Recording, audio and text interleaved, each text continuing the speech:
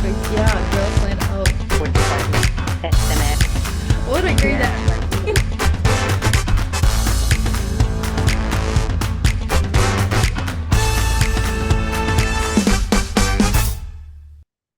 and then Sorry. Yeah, sorry. and then do you want to start No, you can continue. again? No, I'm so sorry. Yeah. Okay.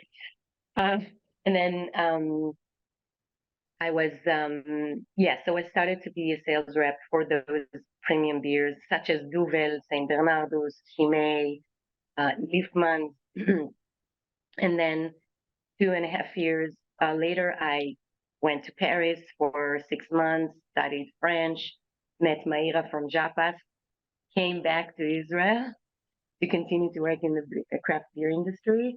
Then I was a marketing director, and I worked a lot with export managers. So the export manager for Duvel, export manager for Saint Bernardo's. And I really, really loved it. I mean, I thought this is something I could, to be good at. Sounds really cool and interesting, visiting, all those countries that sell our beers and talk about beer and drink about beer and drink beer. So was very, I was fascinated by this. Um, and then when we moved to the US, that was 2015. My husband got an offer for relocation to Boston, and I thought, perfect, I'll work for Sam Adams, like Jim Cook, as part of the godfathers of the craft beer revolution. um, and then, yeah, I started at the visitor center there. It was actually December of 2015. I thought, maybe it would be a good idea to be at the export department at Sam Adams. But just to get familiar with everything, we just moved. So I started at the visitor center, and then every time, in every tour, I it was important for me to say a bit about me, like, what is this accent? What is this name?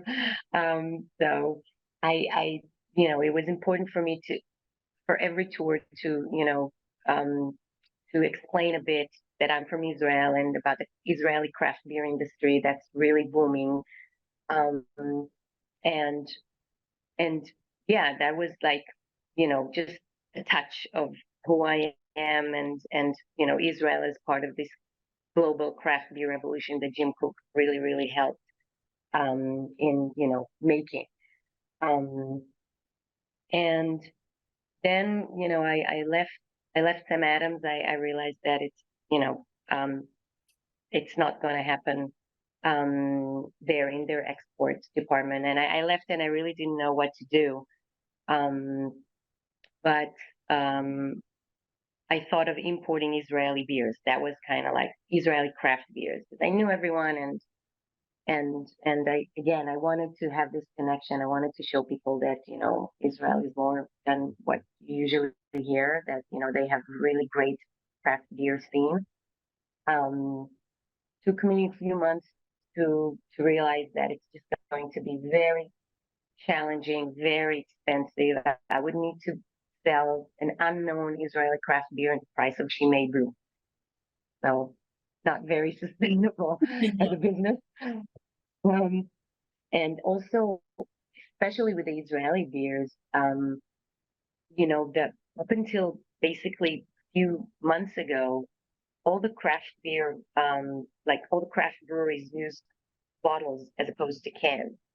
I see. It, that kind of like, so I was thinking it would be very hard to, even back then in 2019, 2018, when I started thinking about it, it was obvious the market is very, very cancer forward. So I thought, why not, you know, brewing the beers here? It makes so much more sense True. than importing. That's how I started with Beer International, basically. Quite the journey. I was gonna say quite a journey, but I am so glad you took part of that journey. You started that journey because there aren't very women, especially like in the beverage industry. There aren't many women who are part of it or leading it. So it's an inspiration for me and so many other beer lovers, especially women, to see other women who are not only founding companies in the beverage and beer industry, but also succeeding in them. It's so thank you for being an inspiration to all other women who want to be part of the beverage industry as well, and showing them that if they want to, they can. And women can also drink beer, women can also brew beer. It was women who started brewing beer, as far as I know, back in the days. So, so actually, this is a craft that was born from women themselves. Therefore, they should enjoy it and they should be more part of it and more loud and speak more loud about it. So, yeah, again, thank you for doing what you're doing. Thank you. No, it's a really pleasure, and you're absolutely right. You know, just being a woman in this industry, just like you said, you know, I feel like we're kind of like reclaiming, you know, our historical role as Yeah, alewives, and you know, it's kind of like today, it's unique, but it shouldn't be really. Be exactly. something, you know, that yeah. Yeah, So in New York City, there is another brewery that I know of, Talea Brewing. There are also two women who founded it, Tara and Leanne. Amazing. They're doing amazing work as well. Amazing breweries, yeah, amazing beer as well. And yeah, we have so many women who are, started to do something about actually not having a spot in the beverage industry, but taking back that spot, just like you said, in the beverage industry. I'm very happy to see that. Yeah, that's great. So I wanted to ask you, you studied a degree in art history, criticism, and conversation. So I was just thinking, how has this degree helped you in any way, if it has at all, for you to enter in the beverage industry, or for you to succeed in the beverage industry? so I think, you know, just the fact that I was I was I really, you know, I started as a bartender. This is what I did, you know, for a living while I was studying. I remember, you know, a lot of people ask me like, what are you going to do with that degree? I mean, it's great, but it's, you know, it's not a lot to, you know, there's not a lot really you can do. And I think, you know, that being a bartender made me realize that this is really what I want to do. I mean, I love meeting people all over the world, you know, and talk. It could be like, you know, small chats as a bartender. Uh, but just, you know, just being around people, hosting, this is something that I realized that I really love. Um, and really, you know, what I want to do. So basically, um, you know, like the studies, like I love art history. I love history. So it was mostly for my soul, you know, kind of like I really enjoyed every minute of my studies. I also studied back in the first year when I was in Jerusalem. I studied Italian too, so kind of like languages, being able to communicate with people, you know, in their own language. That was something that I liked as well. That, you know, I also studied. I met Maïra in Paris when I was studying French. So can't say I know now, but unfortunately we forget. But yeah, that's definitely, you know, just you know, meeting people, learning more about their cultures, where they're coming from, was something that I really, really liked and still love. Sounds amazing, and it's actually what the reason behind the creation of pubs is. So from history, pub is a place where people get together to talk and to connect and to learn from one another. So I guess you have the same love. Uh, So that's amazing. Getting to know people, learning from them, learning from their culture, and of course, the degree in history taught you all about that. And then traveling to different places, like France, like you mentioned, amazing journey. Really, really impressed by it. Thank you. So, Beer International, as far as I know, works with 4 breweries so far, right? One of them being Oslo Brewing Company, the other one Schnitt Brewing Company, and then Narcos, and then Hapas as well, right? If I'm not wrong. So I was just wondering, how do you decide? What kind of criteria do you consider when choosing which breweries to work with? Yeah, that's a great question. So basically, like for me, and it's kind of like it's very interesting because the way it grew, or it was kind of like organic. So I started with Japas. Mhm. So I met Mayra, one of them. We became good friends in 2010, back in the day. And I really loved, this whole idea, the female-owned Brazilian Japanese brewery. And that was kind of like,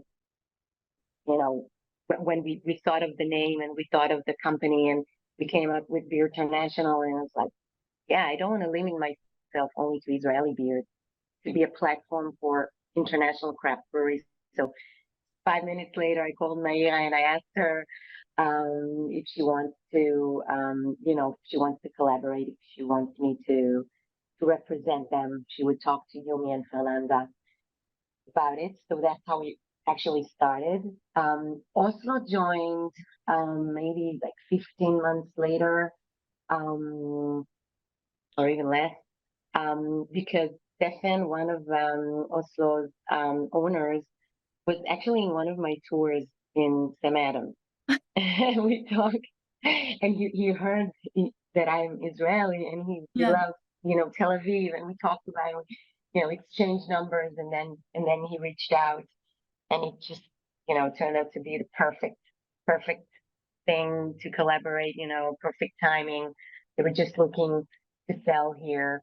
Um, and then, with Narcos, um, I actually got to know this fantastic brewery from the south of Brazil through Maíra, because Daniel from Narcos is Maíra's partner.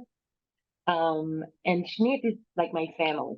So it's what one of the owners is my brother and his business partner. So pretty much organically. Yeah. Amazing. So pretty much everything happened at the right time and the right location, right? For Beer International and for you. Sounds amazing, amazing. So I was just wondering, how do you make sure about, so freshness of a beer is very, very important when it comes to having a good pint. Temperature, another very key aspect of having a great beer. So craft beer is very unique and has a lot of different flavors. Different craft beers have different flavors, different needs as well when it comes to the temperature they should be served, when it comes to, the foam levels, etc., etc. So how do you bring these craft beers in the US market in the most affordable way possible? Yeah. So I mean, I think when I realized that by making the beers here locally, you know, it's such a win-win situation. So first, the beer would be much fresher. So instead of, spending weeks coming in, like in ships to the US, uh, might take months sometimes. We're saving all this time. It's also a greener process, without the fuel and all that.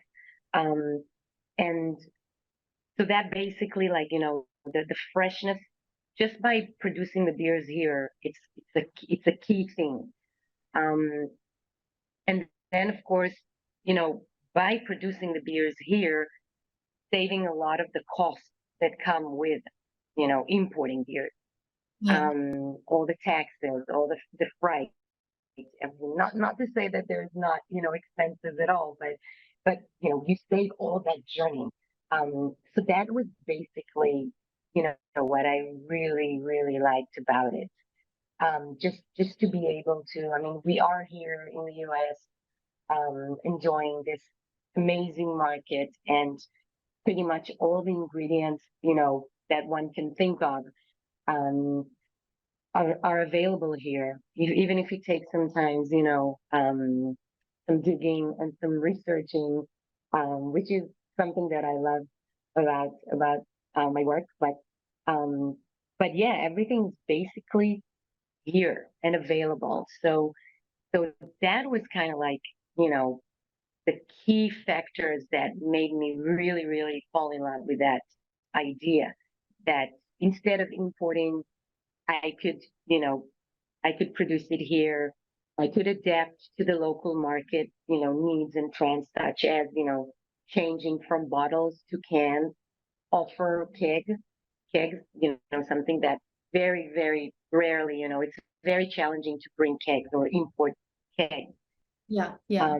So and also like with that, I thought also cool because again, everyone's winning. So like the international breweries are enjoying, the sales here, and they're opening, like, the opening of a huge market for them.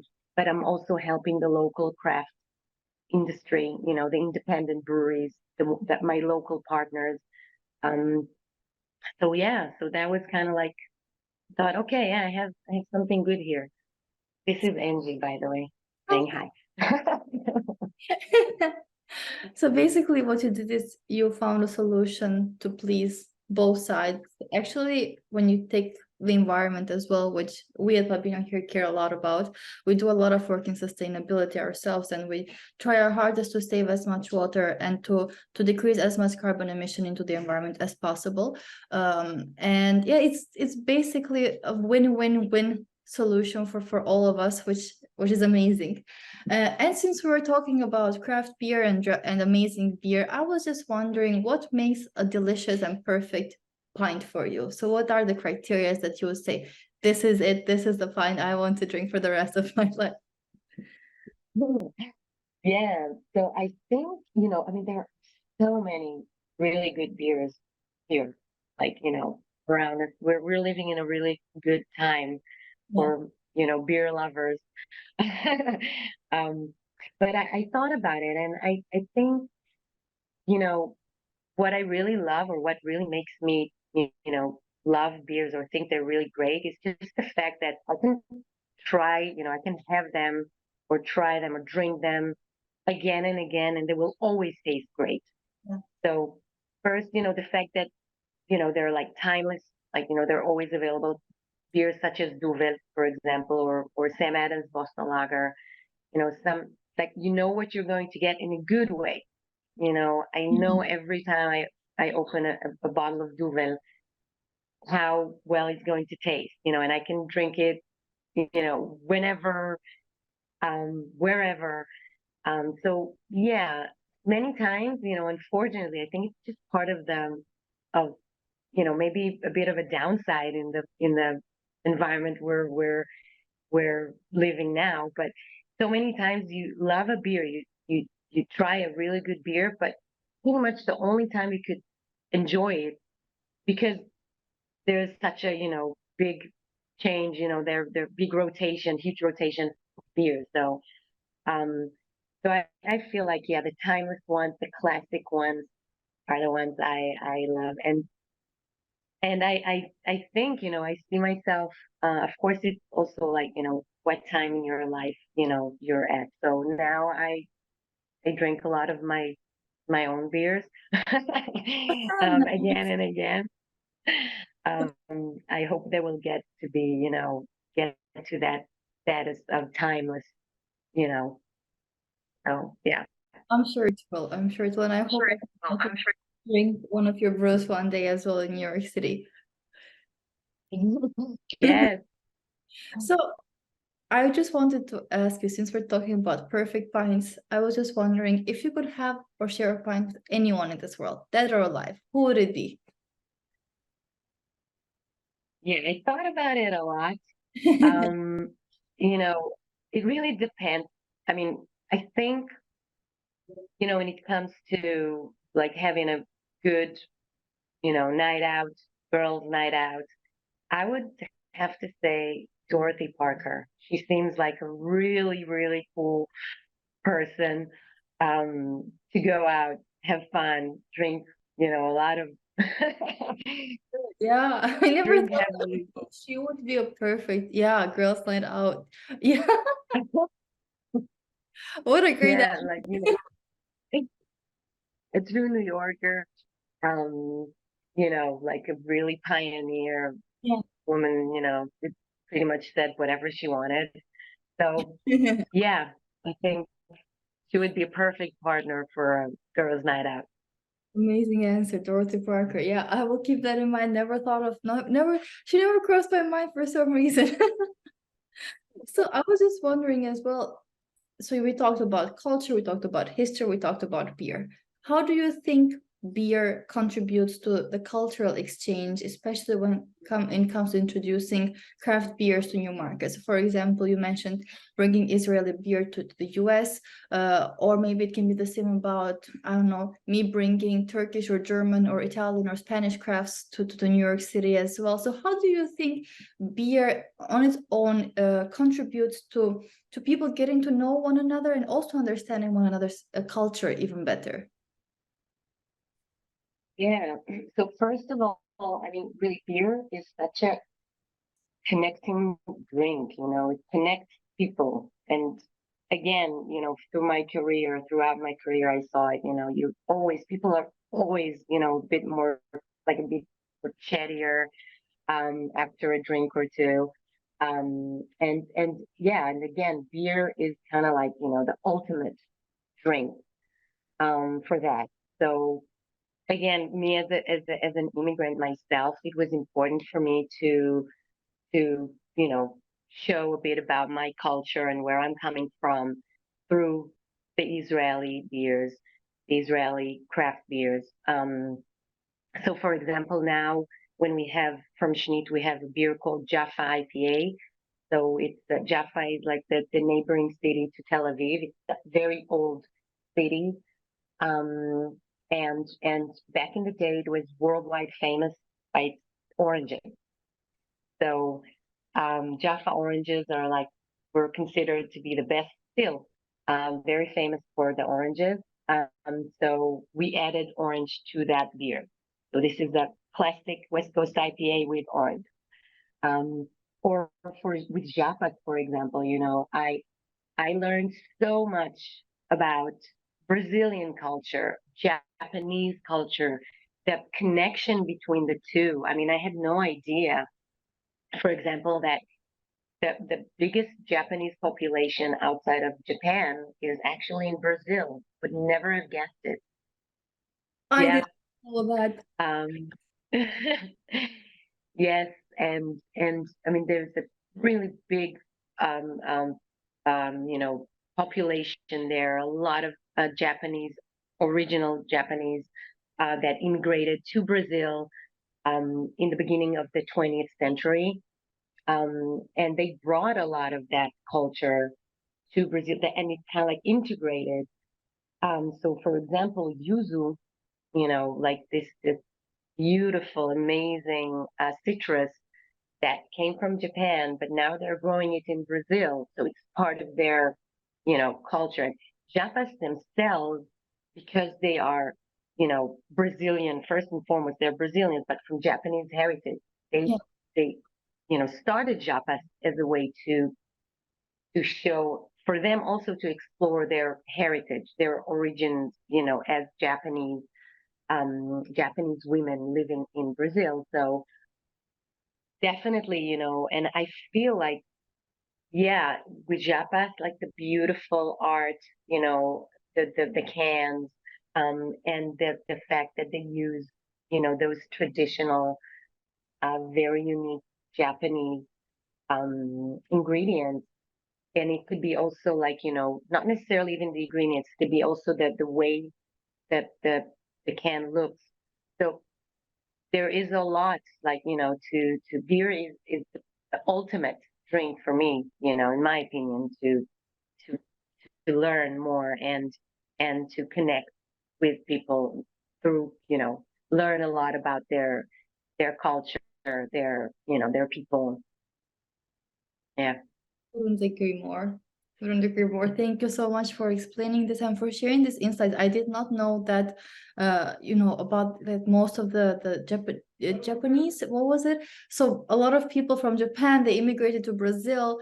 That was, I did not know that, amazing information. But yeah, I just wanted to ask you two more questions. So we talked about this in the beginning a little bit as well, but I wanted to touch up on it a bit more right now.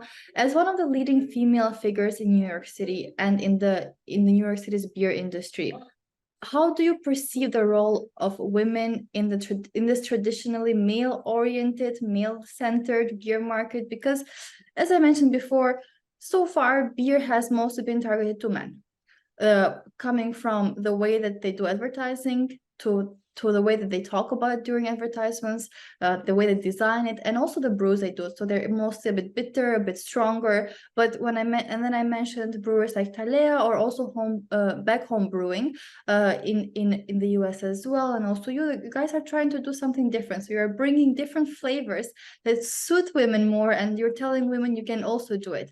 I was just wondering, how do you feel about the future of the beer industry, and how do you see women being positioned in this industry in the future? Yeah, so first, thank you so much. I really don't see myself as one of the leading figures in the New York beer industry, but thank you. There are really great women in the beer industry, and Pink Woods doing an amazing job. And yeah, I mean, I think again that just the fact that we are reclaiming it, women, it's kind of like, it feeds itself. So there are more women in the industry, and the more women drink beer and they get to know, like, the different, I mean, beer, it's such a, the variety is so huge. So I really believe that, to me, for example, again, I wasn't a beer drinker at all.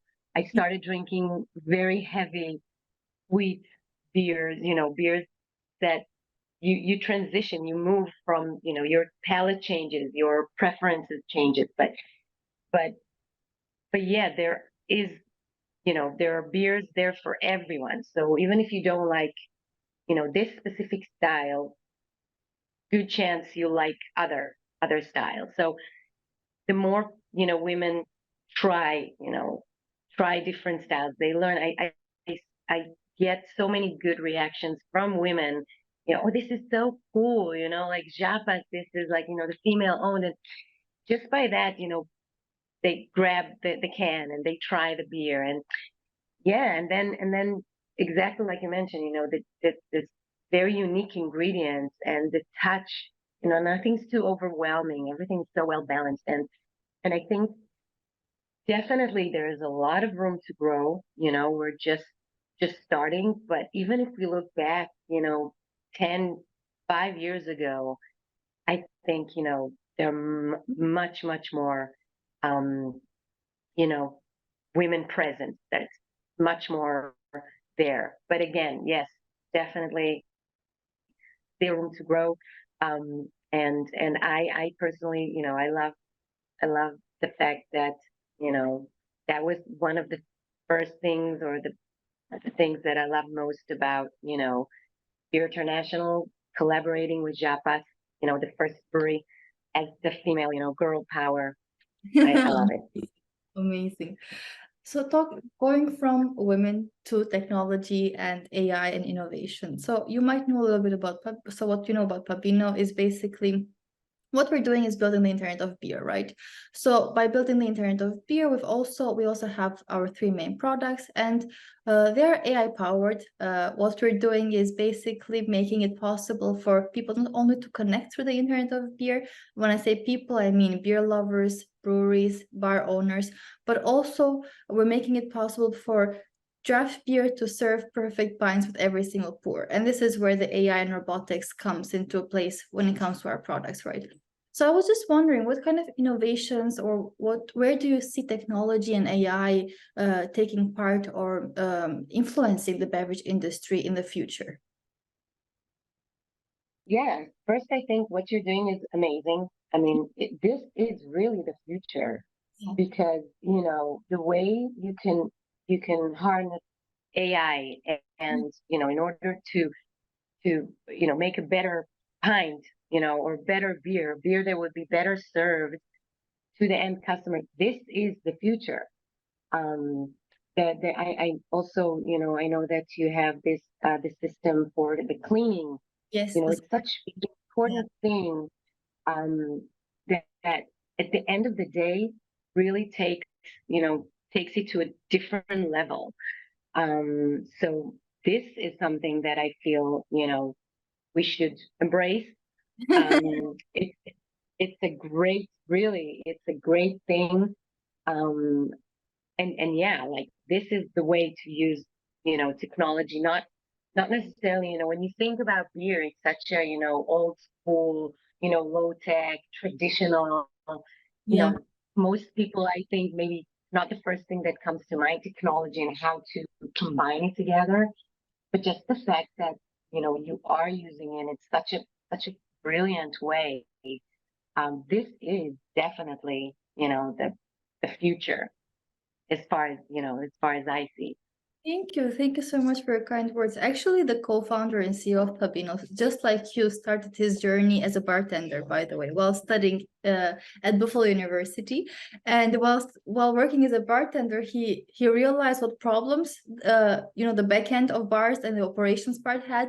And him being who he is, very innovative and wanting to do something better, he said, I'll change this. And together with his friend, the CTO and co-founder of Pubinno, they said, okay, let's do something about it. And even though the beginning was a completely different thing, what we have now with the smart tap, the smart clean, and the smart hub, and building the internet of beer, it's actually something that really the entire draft industry needs, and they should use. There is no reason for them not to want the products that we have, because we're basically giving them what they have not had so far, which is data, right? Information. So we're telling them everything about their draft beer. We're coming to quality, how much they're selling, what brand they're selling the most, what times they're selling it. And then, like you mentioned, the smart clean. I always say this, I don't want to get in trouble for it, but I always say the smart clean is my favorite product out of all three of them.